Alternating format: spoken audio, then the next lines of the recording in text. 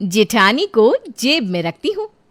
नंदिनी और मेनका देवरानी और जेठानी थी। नंदिनी पद और उम्र में मेनका से 5 साल बड़ी थी। यूं तो मेनका देवरानी थी, लेकिन किसी से भी छोटा या कमतर महसूस करना उसे हरगिज बर्दाश्त नहीं था। इसीलिए बड़प्पन झाड़ने के लिए वो अक्सर झूठी सच्ची बातें करके खुद को ऊंचा साबित किया करती। शादी के कुछ दिन बाद मेनका की सहेली उसे फोन करती है। अरे यार, तेरी तो आदत है ना हमेशा टीम लीडर बनने की। अब क्या करेगी? ससुराल में तो तेरी टीम लीडर जेठानी जी हो गई। हाँ, अब तो उम्र भर उनके इशारों पर ही नाचना पड़ेगा तुझे। अरे रीतू रानी, जो किसी के इशारों पर नाचे उसका नाम मेनका नहीं होता। अरे भी जेठानी होने से क्या होता है, तू बस देखती जा, सिक्का तो यहाँ भी मेरा ही चलेगा। नंदिनी भाभी जैसे टीम लीडर को तो मैं अपनी जेब में लिए घूमती हूँ। क्या बात करिए यार, वो तेरी जेठानी है, उनके बारे में ऐसी बात तो मत बोल। और तुम मान या ना मान, ससुराल में तो तुमसे सीनियर वही है। और बेटा, ससुराल में जमने के लिए ना जेठानियों की ही मदद लगती है। अरे घर गृहस्थी सीखने में ये जेठानियां बड़ी काम आती है। और एक मुफ्त की सलाह दूं तुझे, पानी में रहकर मगरमच्छ से बैर नहीं किया जाता। इसलिए चुपचाप भाभी को अपनी गुरु मानकर ज्ञान लेना शुरू कर दे, तेरा जीवन सरल हो जाएगा। अरे मैंने कहा ना तुझसे, जेठानी को तो मैं पहले ही मुट्ठी में कर चुकी हूँ। अब मैं उनसे जो कहूंगी वो वही करेंगी। अगर तुझे मेरी बात पर यकीन नहीं है ना, तो तू मेरे ससुराल में आ जा, तुझे डेमो दिखा देती हूँ। अरे मेरी एक आवाज पर दौड़ी चली आएगी मेरी जेठानी। मेरी एक आवाज पर सूखे पत्ते की तरह कांपती है वो। अरे यार, तू अब इतना खुला चैलेंज मत दे, नहीं तो फिर तेरे ससुराल आकर देखना ही पड़ेगा कि आखिर तूने ऐसी कौन सी जादू की छड़ी घुमाई है कि जेठानी तेरी जेब में आ गई। देख, अगर सच में कोई सीक्रेट है ना जेठानी को काबू करने का, तो तू मुझे भी बता दे, क्योंकि मैं अपनी जेठानी से बहुत परेशान हूँ। जब से शादी हुई है तब से सासू माँ से ज्यादा तो जेठानी मुझ पर हुक्म चला रही है। लेकिन क्या करे भाई, जेठानियों की नौकरी तो बजानी पड़ती है। सास का भी ना पूरा सपोर्ट रहता है मेरी जेठानी को। ठीक है, अब तू बुला रही है ना, तो इस संडे को मैं तेरे ससुराल आ रही हूँ, खुद अपनी आंखों से देखूंगी तेरी बात में कोई सच्चाई है या वैसे ही हवाई बातें कर रही है। सहेली के सामने लंबी लंबी डींगे हाँकने के बाद मेनका बहुत बड़े धर्म संकट में फंस गई थी। अरे यार, इस ऋतु के सामने शीखी बगाने के चक्कर में सब गुड़ गोबर हो गया। अब क्या करूं? और जेठानी जी भला मेरी बात क्यों मानेगी? कहीं ऐसा ना हो कि सहेली के सामने इंप्रेशन जमाने के चक्कर में सारी इज्जत का कबाड़ा हो जाए। बेचारी मेनका संडे को अपनी सहेली को बुलाने के बाद अब बेचैन होकर बिस्तर पर करवटें बदल रही थी। अगले दिन, अरे मेनका, ये कैसा हुलिया बनाया हुआ है? क्या बात है, तुम्हारी तबीयत सही नहीं है क्या? नहीं, तबीयत की बात नहीं है, वो तो एकदम फिटफाट है।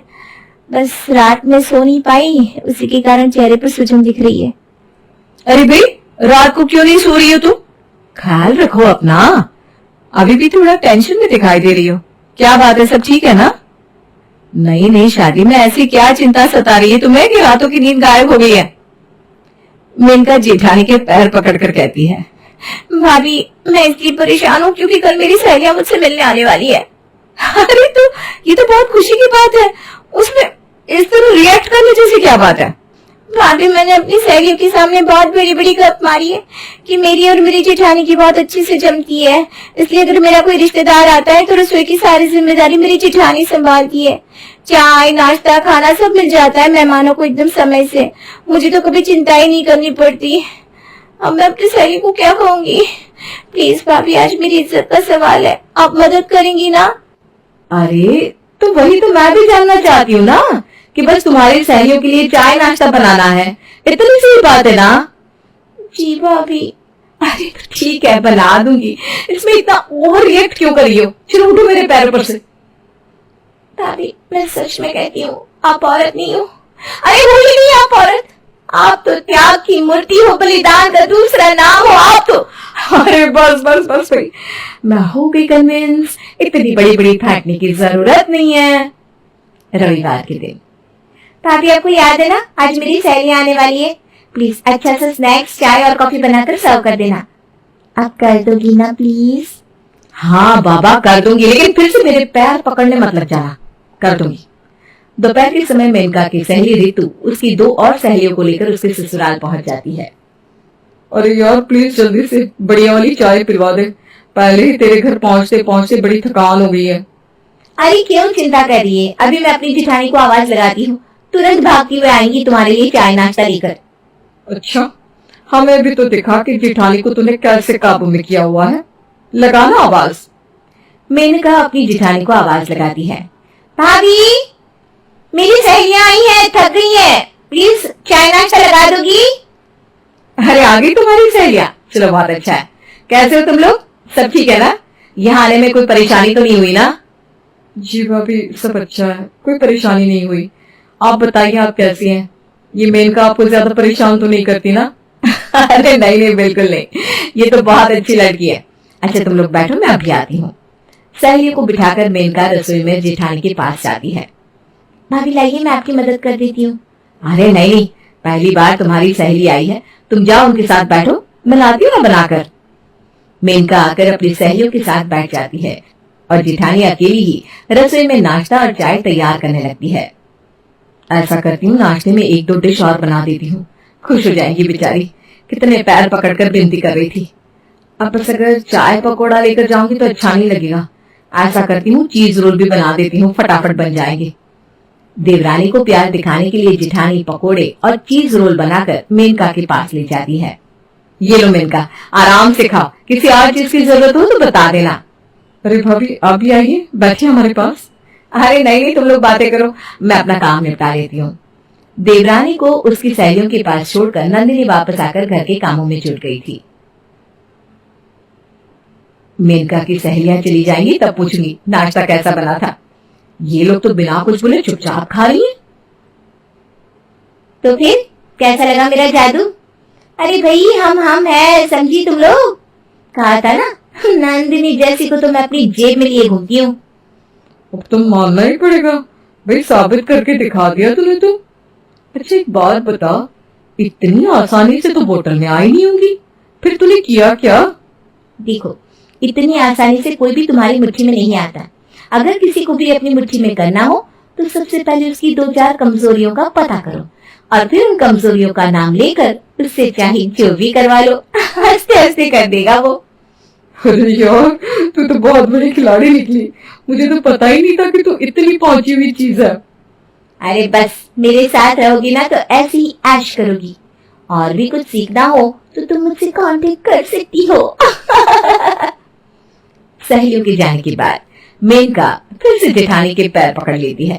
थैंक यू सो मच भाभी, सच में आपने सब कुछ इतना टेस्टी बनाया था कि मेरी सहेलियां तो कह रही थी अब से हर हफ्ते आपके हाथ का खाना खाने के लिए यहाँ आया करेंगी। अरे आपके हाथ में तो जादू है, इतनी सी देर में इतनी सारी स्वादिष्ट चीज बनाकर रख दी। मैं तो फैन हो गई हूँ भाभी आपकी। और सबसे बड़ी बात, आपने जो मेरे लिए और मेरी सहेलियों के लिए किया ना, उसके लिए मैं आपको जितना भी थैंक यू बोलूं कम है। अरे भाई, तुम ये बात बात पर पैर क्यों पकड़ लेती हो? और तुम्हें तो मैंने अपनी छोटी बहन समझा है, तुम सीधा गले मिला करो ना, ये पैर बार बार मत पकड़ा करो। और मुझे ना सच में बहुत खुशी हुई तुम्हारे और तुम्हारी सहेलियों के लिए ये सब बनाकर। मेनका ने तारीफ कर करके नंदिनी को पेड़ पर बिठा दिया था, जिससे अब उसे सही और गलत के बीच में अंतर समझ में नहीं आ रहा था। नंदिनी को यही लग रहा था कि मेनका वाकई उसकी बहुत इज्जत करती है और उसके हाथ के बने खाने की तारीफ कर रही है, लेकिन वो ये नहीं जानती थी कि उसकी पीठ पीछे उसने अपनी सहेलियों से उसके बारे में क्या क्या कहा है। कुछ दिन बाद, अरे यार, रितु का फोन आया था, बड़ी तारीफ कर रही थी तेरी। क्या बात है, शादी होते ही विविध कलाओं में पारंगत हो गई तू? तू कहना क्या चाह रही है, मैं कुछ समझी नहीं। मेरी जिठानी के बारे में बात कर रही है क्या? हाँ भाई यार, क्या बात करूंगी, अपने घर बुलाकर तूने रितु को जो जलवे दिखाए ना, उसी के बारे में तो बताएगी वो मुझे। अरे यार, हमें भी बुलाना किसी दिन अपने ससुराल और जिठानी के हाथ का कुछ स्पेशल खिलवाने। अरे यार, ऐसा अच्छा नहीं लगता ना, रोज रोज अपनी जिठानी को खाना बनाने के लिए कहूँ। अच्छा, रितु तो कह रही थी जिठानी तेरी जेब में बिल्कुल आती है, तो कब से जिठानी की इतनी चिंता करने लगी? अरे यार ठीक है, वो मेरा कहा नहीं टालती है, लेकिन मुझे भी इस तरह से उन्हें परेशान नहीं करना चाहिए ना, बस इसलिए कह रही थी। नहीं, मुझे तो ऐसे लग रहा है कि तूने रितु के सामने बस तुक्का लगाया। तेरी जिठानी बिठानी कोई खास नहीं डालती तुझे। अरे भाई, ऐसी कौन सी जिठानी होती है जो देवरानी के इशारों पर नाचेगी? देवरानी को अपने इशारों पर नचाने वाली तो बहुत देखी, लेकिन नाचने वाली नहीं देखी। तू भूल मत किससे पंगा ले रही है। रितु को भी साबित करके दिखाया था, तुझे भी दिखाई दूंगी। बोल कब आना है तुझे और क्या खाएगी। तू चिंता मत कर, तुझे सारा खाना मेरी जिठानी ही लगाकर खिलाएगी। सहेली को चैलेंज करने के बाद अब फिर से मेनका के सामने धर्म संकट आकर खड़ा हो गया था। रीतु को तो चाय नाश्ते में ही चलता कर दिया था, लेकिन ये नीतू तो छोले भटूरे खाने की मांग कर रही है। क्या करूं समझ में नहीं आ रहा। ऐसा करती हूँ, भाभी से बनाना सीख लेती हूँ, बाद में कह दूंगी कि जेठानी ने बनाया है। मेरी धौंस भी बनी रहेगी और काम भी हो जाएगा। भाभी, आप मुझे छोले भटूरे बनाना सिखाएंगी? क्या भाई, आज छोले भटूरे की कैसे याद आ गई? अभी तो तुम सिंपल खाना भी नहीं बना पाती हो, सीधा छोले भटूरे कैसे बना पाओगी? क्या करूं भाभी, मेरी सहेली है ना, उसने कहा कि छोले भटूरे बनाकर खिलाओ, और मैंने भी ताव ताव में उनसे वादा कर दिया कि ठीक है आ जाना, मैं खिला दूंगी। लेकिन अब ना समझ में नहीं आ रहा, करूं तो क्या करूं। अच्छा चल ठीक है, परेशान मत हो, मैं बना दूंगी तेरी सहेलियों के लिए, लेकिन अगली बार से जोश में होश मत खोना, समझी? मेनका का तीर एकदम निशाने पर लग गया था। वो अपनी सहेलियों को बुलाती है और जेठानी के हाथ से बनवाकर गर्मा गर्म छोले भटूरे उन्हें खिला देती है। कहने को तो छोले भटूरे जेठानी नंदिनी ने बनाए थे, लेकिन मेनका की सहेलियां लोहा मेनका का मान रही थी कि इतनी गुणवान जेठानी होने के बाद भी आखिर वो इसके इशारों पर नाच क्यों रही है।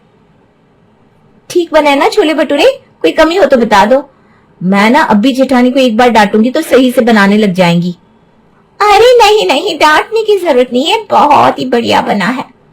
नीतू को गए अभी 2 ही दिन बीते थे कि मेनका की माँ और पापा उसके ससुराल आ जाते हैं। अरे मम्मी पापा आप लोग बैठिए ना, मैं चाय नाश्ता लगाती हूँ। अरे नहीं नहीं मेनका, मेरे होते हुए तुम क्यों रसोई में कदम रखोगी? अरे मैं हूं ना, मैं सब संभालूंगी, बस तुम नाराज मत होना, कोई गलती हो जाए तो माफ कर देना। अरे बेटा, ये कैसी बात कर रही है तू? दोनों देवरानी जिठानी मिलकर चाय नाश्ता बना लो, इसमें इतना घबराने जैसी क्या बात है? और ये क्या कहा अभी तुमने, नाराज मत हो ना? अरे ये क्यों नाराज होगी तुमसे? तुम इसकी जिठानी हो, 2-4 काम हक से कहकर करा सकती हो। नहीं नहीं आंटी जी, मैं कैसे मेनका को ऑर्डर दे सकती हूँ? कहाँ मैं और कहाँ मेनका। ऐसी बात मत करिए आप, कहीं मेनका को कोई बात बुरी लगेगी तो मेरी शामत आ जाएगी। लगता है आज तो मुझे डांट पड़वा ही देंगी आप।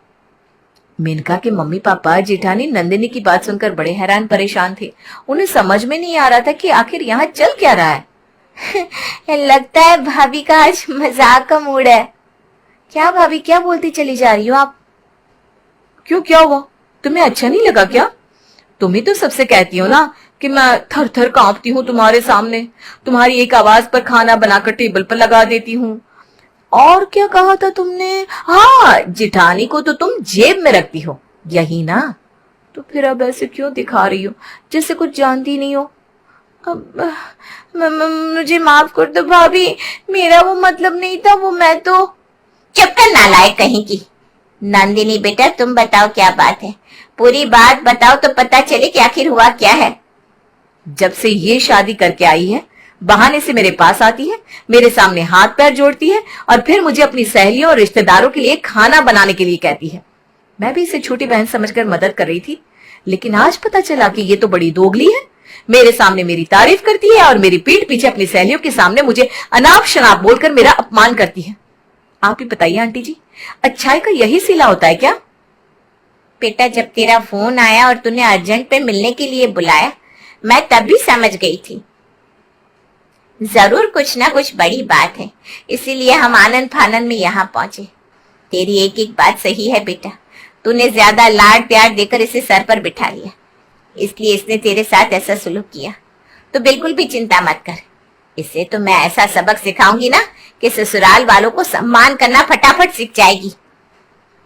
मम्मी, मुझसे गलती हो गई, मुझे माफ कर दो। वो सहेलियों के सामने टशन दिखाने के चक्कर में मेरे मुंह से पता नहीं क्या क्या अनाप शनाप निकल गया। सच में मेरा वो मतलब बिल्कुल भी नहीं था। नहीं बेटा, मुझे पता है तेरा ऐसा वैसा मतलब नहीं रहा होगा, लेकिन फिर भी बातों का सही मतलब सिखाना ही तो माँ की जिम्मेदारी होती है ना, और मैं अपनी जिम्मेदारी बहुत अच्छे से निभाऊंगी। माफ कीजिएगा बहन जी, कुछ दिनों के लिए आपकी बहू को अपने घर ले जाना चाहती हूँ। मैंने जरा जल्दी में से आपके यहाँ भेज दिया। मैं इसे ले जाकर थोड़े दिन जरा अच्छी बहू बनने की ट्रेनिंग दे दूं, और अब की बार ये आएगी ना तो मेरी गारंटी है कि एक अच्छी बहू बनकर आएगी। बड़ों का सम्मान करना बहुत अच्छे से सीख जाएगी। मेनका की माँ उसे हाथ पकड़कर अपने साथ वापस मायके ले जाती है। मायके आकर मेनका की माँ अपनी बहू से कहती है, बेटा रिंकी, मेनका को इसके ससुराल से लेकर आए हैं। बेटा एक बार इस कच्चे घड़े में पानी भरकर देख लिया, बस बदनामी हुई और कुछ हाथ नहीं लगा। लेकिन अब इसे अच्छे से पकाना है। जब घड़ा पक जाएगा तभी पानी बनने लायक होगा, समझी कि नहीं?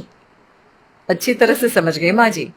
आज से इसे पकाने की मेरा मतलब है घर के काम सिखाने की जिम्मेदारी मैं लेती हूँ। अगले ही दिन से मेनका की भाभी और माँ उसकी सख्त ट्रेनिंग शुरू करते हैं। देख बेटा, सबसे पहले सुबह 5 बजे उठना है। उठकर स्नान करना है, उसके बाद पूजा घर में दीपक जलाना है। फिर जितने भी बड़े हैं सबके पैर छूने हैं, और उसके बाद रसोई में जाकर चाय नाश्ता बनाना है।